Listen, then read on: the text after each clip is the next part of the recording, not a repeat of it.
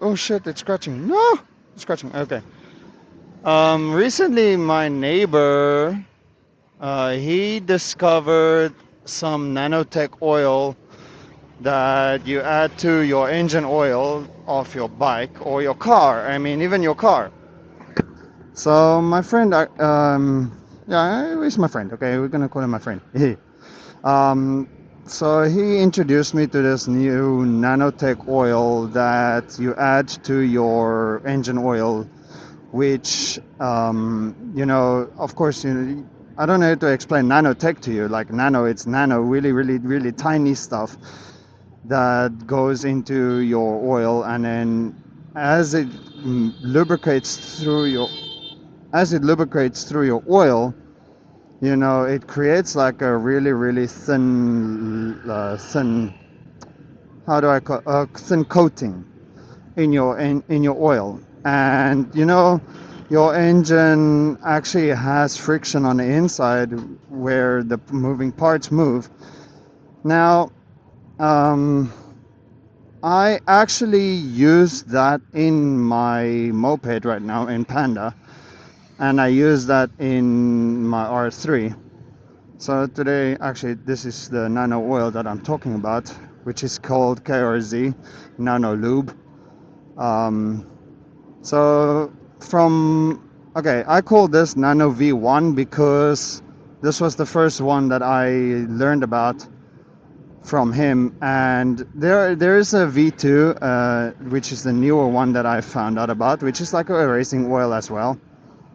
Now this little tiny bottle is shit. I think what it's around 100 milliliters, I guess, or 30 milliliters. I think it's 30 milliliters.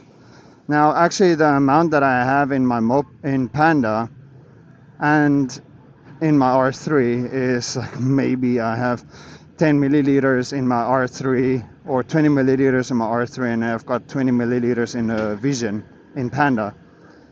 Um, so by using this one, which is the V1, it's actually copper coated or copper based. It kind of, yeah. So basically, every time you add it to your engine, you kind of have to give it like a little shake to, mix it up together. Now, apparently, the Nano V2 doesn't need shaking. You just add it to your oil. But so for Panda, I got 10 milliliter, give or take 10 milliliters in the engine oil, and you know, why not? I added it to my gearbox oil as well, just because why not?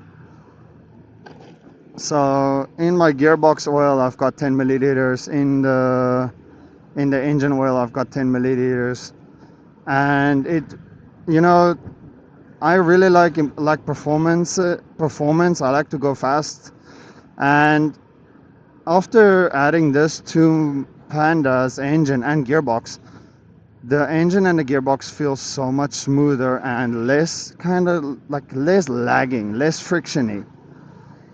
Now, I haven't had Panda on a dyno yet, but my R3 will go on a dyno soon to check the Nano V1 performance, how it performs in my in the R3. And again, like I said, in my R3, I've got maybe like 30 milliliters in there or 20 milliliters in there. You know, not that much. Now I'm stuck in the traffic. What the fuck? And I'm not. I don't want. God. Anyway, so basically, I will do a dyno test on my R3 to see how the nanotech performs in the R3. And technically, they said if you have anything over 125 cc, you can use 100 milliliters of nano oil. But I mean, I didn't use 100 milliliters. I only used like 20 milliliters because I tried to save it to use between Panda and Blue. And so Blue will go on a dyno to get the dyno numbers. with the Nano V1. Then I'm going to do an oil change to get the Nano and then add the Nano V2. But I'm also going to add the same amount, like 20 milliliters or 30 milliliters of Nano V2 into blue, so that I can get an accurate comparison between V1 and V2 without adding too much, Otherwise, I have to keep the numbers the same, the number of milliliters the same to get the most accurate reading.